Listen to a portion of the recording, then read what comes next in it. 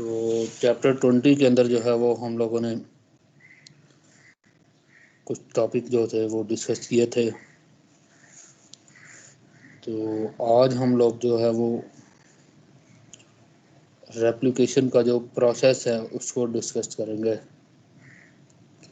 Replication का जो content है वो हम लोगों ने लास्ट टाइम स्टार्ट किया था और उसकी कुछ चीज़ें जो थी वो हम लोगों ने डिस्कस की थी।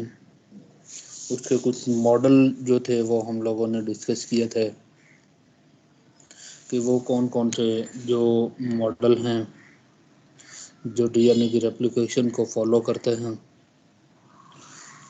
तो आप लोगों को बताया था कि जो डीएनए की रेप्लिकेशन होती है वो सेमी कंजर्वेटिव मेथड के ज़रिए होती है। तो सेमी कंजर्वेटिव मेथड जो है वो क्या होता है, जिसमें डीएनए का एक जो स्ट्रैंड होता है वो पेरेंट स्ट्रैंड होता है और जो दूसरा जो स्ट्रैंड होता है वो नया स्ट्रैंड जो है वो बनता है। तो इस तरह की जो रेप्लिकेशन होती है डीएनए की, उसको हम लोग जो है वो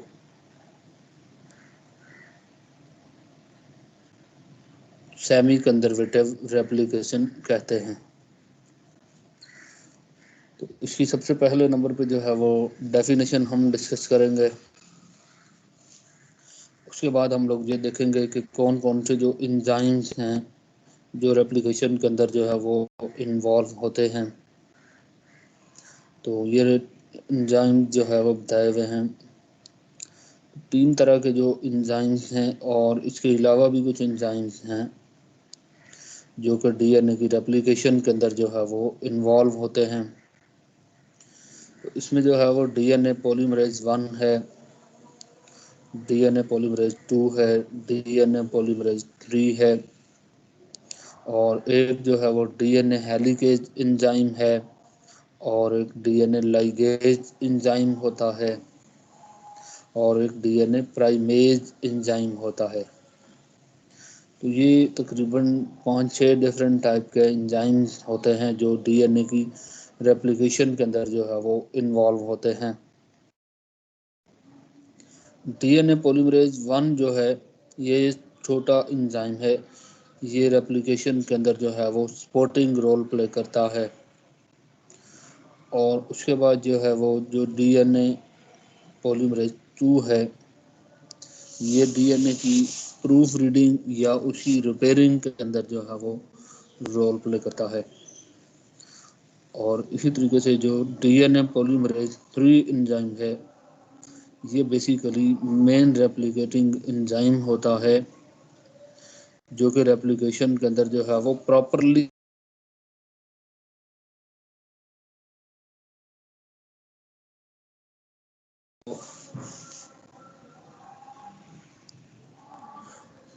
तो ये एंजाइम जो होता है ये प्रॉपरली जो है वो डीएनए रेप्लिकेशन के अंदर जो है वो इन्वॉल्व होता है।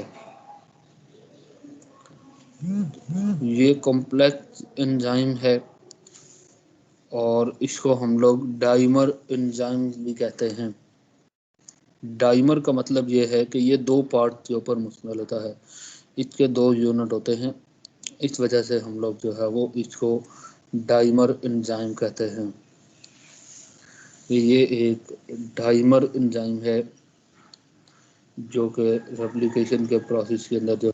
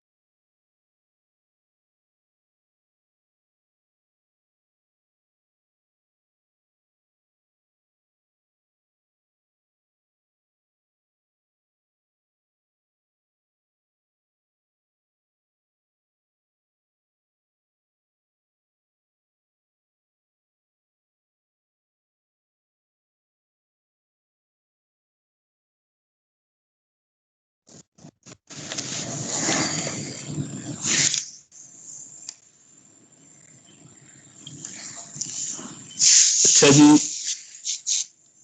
तो ये डीएनए पॉलीमरेज 3 का मैं आपको बता रहा था कि ये डाइमर एंजाइम होता है, यानी ये 2 सब यूनिट्स के ऊपर जो है वो मुश्तमिल होता है। अब डीएनए की रेप्लिकेशन का जो प्रोसेस है, ये आप लोगों ने बड़ा केयरफुली जो है वो इसको समझना है, अंडरस्टैंड करना है।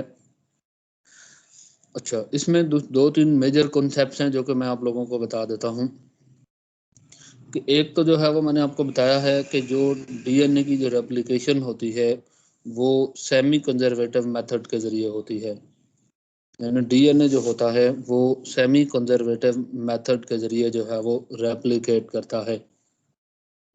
दूसरी जो इम्पोर्टेंट चीज़ इसमें ये है कि जो डीएनए का जो स्ट्रैंड होता है वो डबल स्ट्रैंडेड मॉलिक्यूल है, डीएनए मॉलिक्यूल, और ये दोनों जो स्ट्रैंड्स होते हैं ये एक दूसरे से अलग हो जाते हैं। ठीक है, ये एक दूसरे से जो है वो सेपरेट हो जाते हैं, अलग हो जाते हैं। ठीक है, और ये दोनों स्ट्रैंड जो होते हैं ये अलग होते हैं और इनके साथ जो है वो न्यू स्ट्रैंड जो होते हैं वो बनते हैं। एक एक न्यूक्लियोटाइड आती है, वो अटैच होती है इसके साथ, और इस तरीके से नया जो स्ट्रैंड होता है वो इन दोनों स्ट्रैंड के साथ जो है वो बन जाता है। तो इस तरह से एक पेरेंट डीएनए से 2 डॉटर डीएनए जो होते हैं वो बन जाते हैं। तो ये 2 मेजर चीज़ें जो है वो आपको पता होनी चाहिए।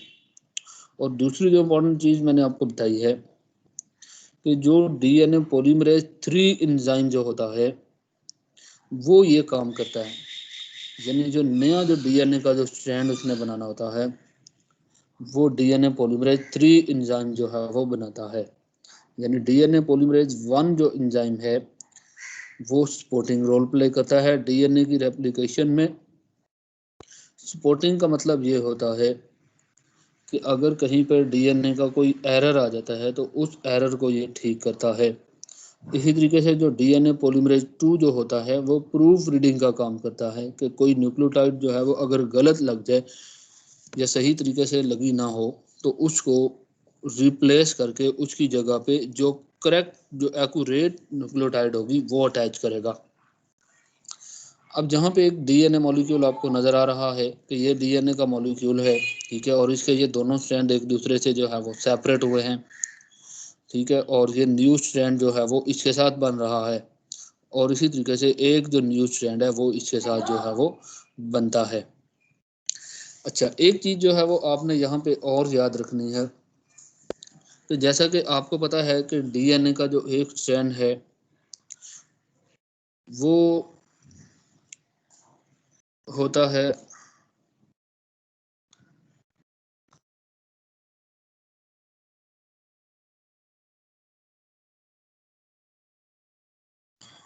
अच्छा, तो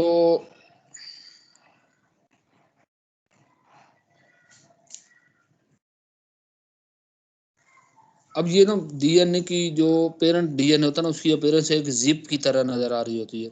ठीक है, और जब ये डीएनए के दोनों स्ट्रैंड ओपन होते हैं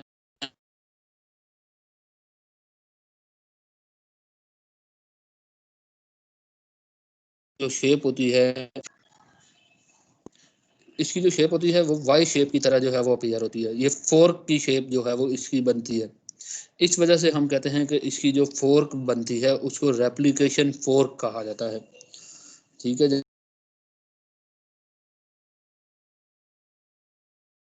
फोर्क जो है वो इसमें आपको नजर आ रही है। ठीक है, तो ये है रेप्लिकेशन फोर्क। अच्छा, अब जैसा कि मैंने आपको पहले बताया है कि डीएनए पॉलीमरेज 3 एंजाइम जो है वो उसने पेरेंट स्ट्रैंड के साथ न्यू डीएनए की जो न्यूक्लियोटाइड्स होती हैं वो अटैच करनी होती हैं ताकि वो एक नया स्ट्रैंड जो है वो उसको तैयार करे। अब डीएनए पॉलीमरेज एंजाइम जो है वो डायरेक्ट जो है वो स्ट्रैंड को अटैच नहीं कर सकता, यानी जो स्ट्रैंड होता है वो डायरेक्ट उसके साथ जो है वो अटैच नहीं कर सकता, बल्कि क्या होता है कि सबसे पहले वहां पे जो है वो एक प्राइमर बनता है। ठीक है, ये एक प्राइमर बनता है, इस प्राइमर के बाद जो है वो डीएनए की रेप्लिकेशन जो होती है वो स्टार्ट होती है। ठीक है, यानी ये आपको नजर आ रहा है कि ये एंजाइम है डीएनए पॉलीमरेज 3 और ये इसके 2 यूनिट हैं। तो ये जो डीएनए पॉलीमरेज 3 एंजाइम जो है ये डायरेक्ट डीएनए की रेप्लिकेशन स्टार्ट करता है। ये जहां पे आरएनए प्राइमर बना हुआ होता है वहां से ये डीएनए की रेप्लिकेशन जो है वो उसको स्टार्ट करेगा। अब वो प्राइमर कैसे बनता है? वो प्राइमर जो होता है वो बेसिकली एक न्यूक्लियोटाइड्स होती हैं आरएनए की, यानी आरएनए प्राइमर, इसको इसी वजह से हम लोग कहते हैं कि ये आरएनए की न्यूक्लियोटाइड्स होती हैं। और ये प्राइमर बनाता कौन है? ये एक एंजाइम होता है, उसको हम लोग प्राइमेज एंजाइम कहते हैं। वो सबसे पहले यहाँ पे एक प्राइमर बनाता है और उस प्राइमर को डीएनए पॉलीमरेज 3 जो है वो रिकॉग्नाइज करता है और उसके बाद जो है वो डीएनए की न्यूक्लियोटाइड जो होती हैं वो अटैच करता रहता है और ये इस तरीके से जो है ये मूव करता है और जो डीएनए की जो नया जो स्ट्रैंड होता है वो इसके साथ बन जाता है। तो एक स्ट्रैंड जो होगा वो ऊपर बनेगा और एक जो न्यू स्ट्रैंड होगा वो नीचे बनेगा और जहां से डीएनए साथ साथ जो है वो ओपन होता रहता है और डीएनए के जो न्यू स्ट्रैंड होते हैं वो बनते रहते हैं। अब यहाँ पे जो है डीएनए को ओपन कौन करता है, यानी अनजिप कौन करता है? अब यहाँ पे जो है वो बेसिकली एक एंजाइम होता है जिसको हम लोग हेलिकेज एंजाइम कहते हैं। यानी डीएनए हेलिकेज एंजाइम जो है वो डीएनए हेलिकेज एंजाइम जो है वो इसको अनजिप करता है, यानी इसको ओपन करता है। ठीक है, और जहाँ पे डीएनए के जो स्ट्रैंड्स होते हैं उसके साथ एक प्रोटीन होती है, उसको हम लोग कहते हैं एसएसबी प्रोटीन। एसएसबी प्रोटीन जो होती है वो इसके साथ अटैच होती है। ठीक है, जैसा कि ये आपको यहाँ पे नजर आ रही है। ठीक है, ये एसएसबी प्रोटीन है। एसएसबी प्रोटीन को सिंगल स्ट्रैंडेड बाइंडिंग प्रोटीन भी कहते हैं। तो ये जो सिंगल स्ट्रैंड बाइंडिंग प्रोटीन होती हैं ये डीएनए को दोबारा जो है वो कॉइल होने से बचाती हैं। ठीक है, क्योंकि हेलिकेज एंजाइम जो होता है वो डीएनए को अनकॉइल करता है, उसको अनजिप करता है। तो ये जो सिंगल स्ट्रैंडेड बाइंडिंग प्रोटीन होती है ये डीएनए को दोबारा रिकॉइल होने से जो है वो बचाती है ताकि रेप्लिकेशन का जो प्रोसेस है वो प्रॉपर तरीके से जो है वो टेक प्लेस हो सके।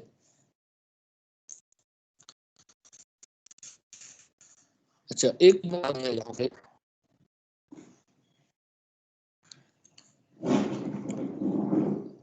यहाँ पे जो है वो डीएनए का, जिस तरह का मैंने आपको बताया था कि जब डीएनए अनजिप होता है तो इसकी शेप जो होती है एक फोर्क की तरह होती है। तो इस वजह से इसको हम लोग जो है वो रेप्लिकेशन फोर्क का जो है वो नाम देते हैं। ठीक है, अब ये जो रेप्लिकेशन फोर्क जब बनती है तो डीएनए के दो जो स्ट्रैंड होते हैं वो अलग हो जाते हैं। एक जो स्ट्रैंड होता है ये है और एक जो है वो ये स्ट्रैंड है और ये दोनों डीएनए के जो है वो पेरेंटल स्ट्रैंड है, क्योंकि ये वाला जो डीएनए है ये पेरेंट डीएनए। तो ये पेरेंट डीएनए के जो स्ट्रैंड होंगे इनको पेरेंटल स्ट्रैंड कहेंगे और इनके साथ जो न्यू स्ट्रैंड बनेंगे उनको हम लोग जो है वो डॉटर स्ट्रैंड कहते हैं। अब ये जो दो पेरेंटल स्ट्रैंड होते हैं इसमें से जो एक जो स्ट्रैंड होता है उसको हम लोग जो है वो लीडिंग स्ट्रैंड कहते हैं और दूसरा जो स्ट्रैंड होता है उसको हम लोग लैगिंग स्ट्रैंड कहते हैं।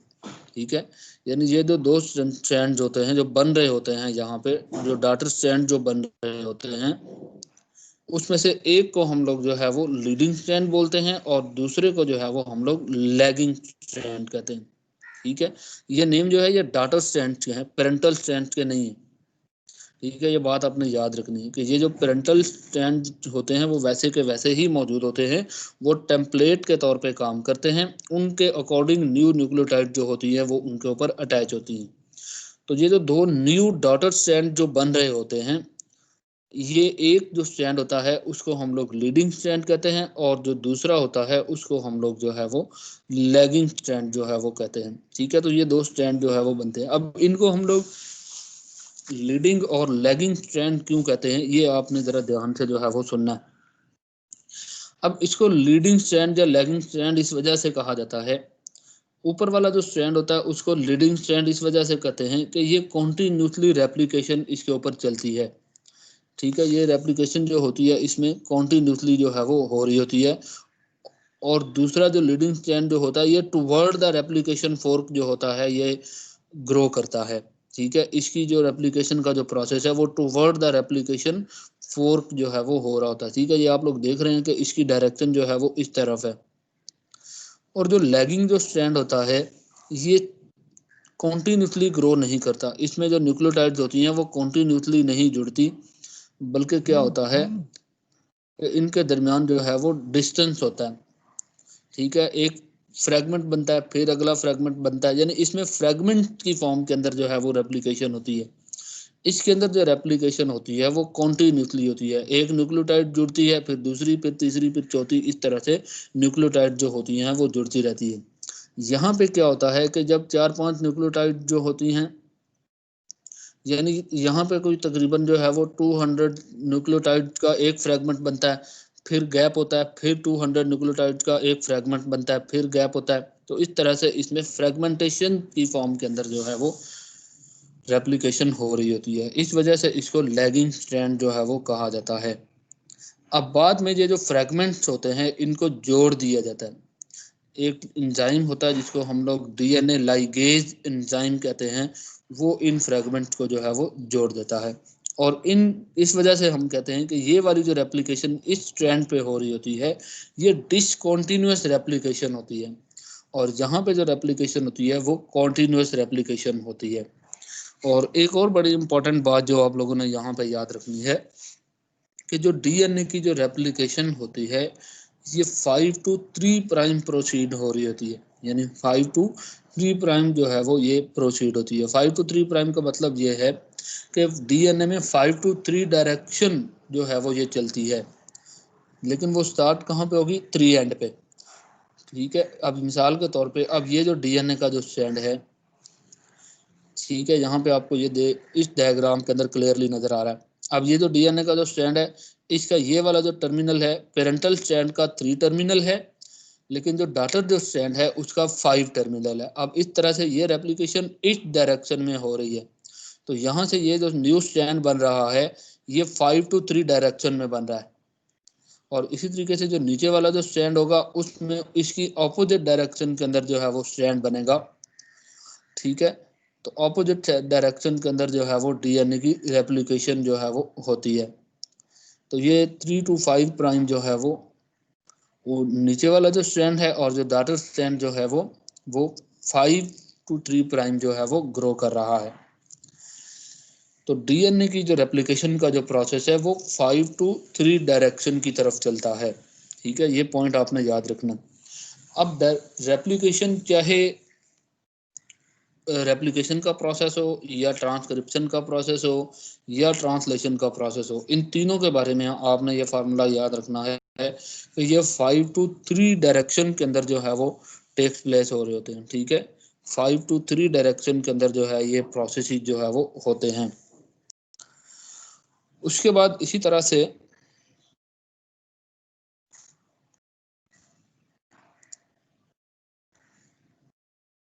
ये जो डीएनए पॉलीमरेज एंजाइम होता है इसकी कुछ 3-4 चीजें उसने बताई हैं जो कि मैंने आपको पहले भी बताई हैं कि ये न्यूक्लियोटाइड को जो है वो ऐड करता है पेरेंट स्ट्रक्चर के साथ, यानी पेरेंट स्ट्रैंड के साथ जो होता है वो नई न्यूक्लियोटाइड जो होती हैं वो अटैच करता है। और 5 to 3 प्राइम जो डायरेक्शन के अंदर जो है वो रेप्लिकेशन जो है वो होती है। और दूसरी जो चीज़ मैंने आपको बताई है कि ये अच्छा, ये जो न्यूक्लियोटाइड्स होती हैं ये 1000 न्यूक्लियोटाइड पर सेकंड जो है वो अटैच करता है। ठीक है, यानी ये जो है वो 1000 न्यूक्लियोटाइड जो होती हैं वो पर सेकंड उसने जो है वो अटैच करनी होती है, यानी ये उसकी बेसिकली स्पीड लिखी हुई है कि इस स्पीड के साथ जो है वो उसने डीएनए की जो होती हैं उसने अटैच करनी होती हैं। उसके बाद मैंने आपको डीएनए लाइगेज का फंक्शन भी बता दिया है कि यहाँ पे जो लैगिंग जो स्ट्रैंड बन रहा होता है ये फ्रैगमेंट की फॉर्म में बन रहा होता है। तो ये जो फ्रैगमेंट्स होते हैं इनको जोड़ता है आपस में, इनको कनेक्ट करता है। बेसिकली फ्रैगमेंट्स के दरमियान कोई बहुत ज़्यादा डिस्टेंस नहीं होता, डिस्टेंस सिर्फ यही होता है कि एक फ्रैगमेंट की न्यूक्लियोटाइड और अगले फ्रैगमेंट की न्यूक्लियोटाइड के दरमियान फॉस्फोडाइएस्टर बॉन्ड नहीं बनता। तो वो फॉस्फोडाइएस्टर बॉन्ड जो होता है वो लाइगेज एंजाइम जो है वो बनाता है। बस ये पॉइंट जो है वो आपने इसमें याद रखना, ठीक है। तो ये फ्रैगमेंट जो है वो, तो इसी तरीके से जो है एक और चीज़ जो है वो यहाँ पे बता दूं आपको कि ये जो फ्रैगमेंट्स होते हैं इनकी जो लेंथ होती है वो डिफरेंट ऑर्गेनिज्म में वेरी करती है। आमतौर पे जो है वो प्रोकैरियोट के अंदर जो है ये कहा जाता है कि ये जो फ्रैगमेंट्स होते हैं ये 1000 टू 2000 न्यूक्लियोटाइड के ऊपर मुश्तमिल होते हैं। यानी 1000 से 2000 न्यूक्लियोटाइड तक जो है वो एक फ्रैगमेंट होता है।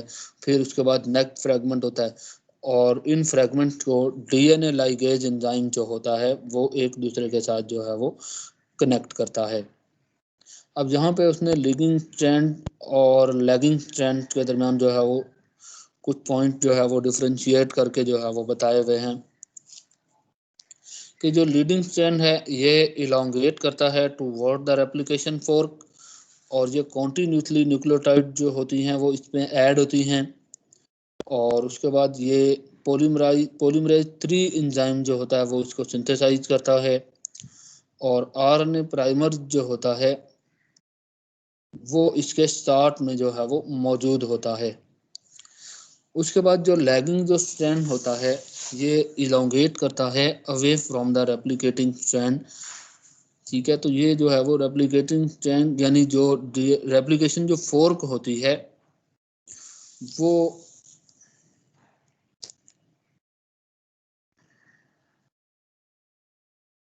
उससे अवे जो है ये स्ट्रैंड जो होता है वो ग्रो करता है, ठीक है। और उसके बाद जो है वो इसमें ओकाजाकी फ्रैगमेंट बनते हैं। वो जो फ्रैगमेंट बनते हैं जो मैंने आपको बताए थे उन फ्रैगमेंट को ओकाजाकी फ्रैगमेंट जो है वो कहा जाता है, ठीक है।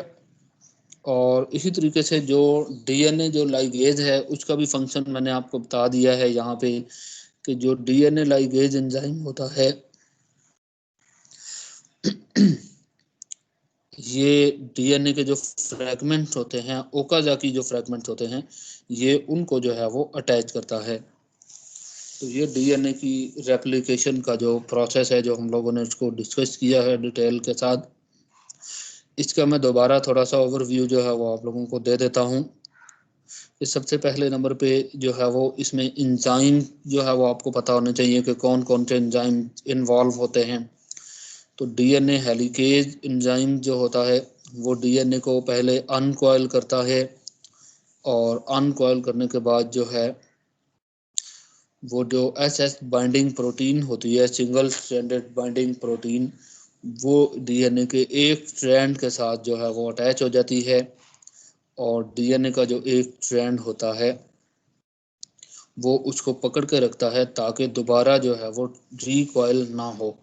और डीएनए पॉलीमरेज 3 जो होता है वो न्यूक्लियोटाइड जो होती हैं वो उसके साथ जो है वो अटैच करता है। और डीएनए के जो दोनों स्ट्रैंड हैं उनके बारे में भी मैंने आपको बताया है कि लीडिंग स्ट्रैंड है और लैगिंग स्ट्रैंड है। तो डीएनए की जो रेप्लिकेशन होती है वो प्राइमर से स्टार्ट होती है, प्राइमर पहले बनता है उसके बाद जो है वो डीएनए की रेप्लिकेशन का जो प्रोसेस है वो स्टार्ट होता है। और ये जो रेप्लिकेशन का प्रोसेस है इसमें जो आरएनए प्राइमर बनता है ये 10 न्यूक्लियोटाइड के ऊपर मुश्तमिल होता है। और वो जो 10 न्यूक्लियोटाइड्स होती हैं वो आरएनए की न्यूक्लियोटाइड्स होती हैं। और जहाँ पे वो प्राइमर बना होगा वहाँ से रेप्लिकेशन का जो प्रोसेस होगा वो स्टार्ट होगा। तो ये बड़ा इम्पोर्टेंट जो है वो लॉन्ग क्वेश्चन है। इसकी तरतीब जो है वो मैंने आपको बता दी है। तो पहले आप लोग इसके जो रिक्वायरमेंट बताएंगे कि कौन कौन सी चीज़ें जो होती हैं वो इसमें रिक्वायर होती हैं। और उसके बाद जो है वो इसका पूरा जो प्रोसेस है वो आप लोग इसमें डिस्कस करेंगे।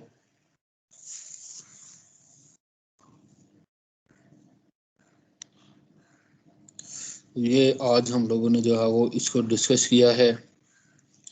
तो इसमें से अगर किसी बच्चे का कोई क्वेश्चन है तो वो इसको पूछ सकता है।